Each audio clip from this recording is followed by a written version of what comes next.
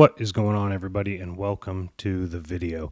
Obviously, as you can tell, the audio is not matching up, but I am still going to teach you how to use the Anderson's soil test kit today.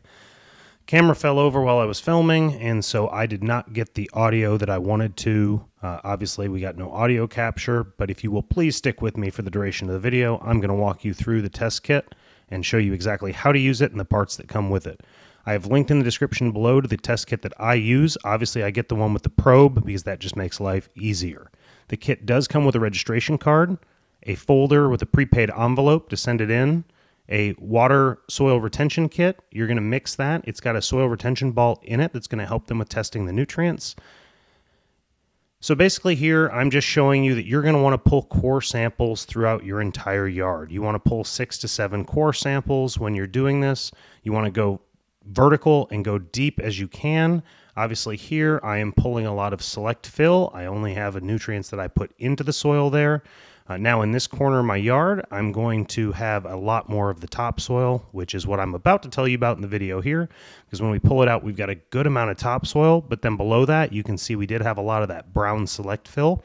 That's going to be part of the reason we put humic acid and humates down. And I use the box that it came in to collect all my different soil samples before I ball them up and put them into the test kit.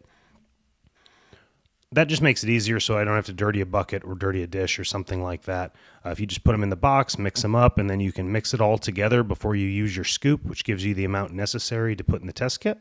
You can see I've got my cores in there, and I'm just getting them ready to go. We've got the envelope prepped, and they do say that you want to mail that the day within 24 hours of pulling the actual test. So we're going to go ahead and put the soil into the water here.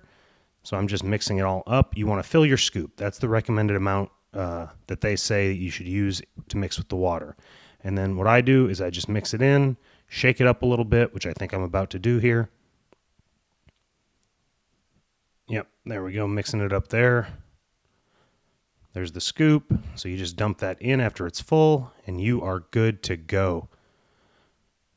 So we're just going to put that in the bag and go get it mailed off.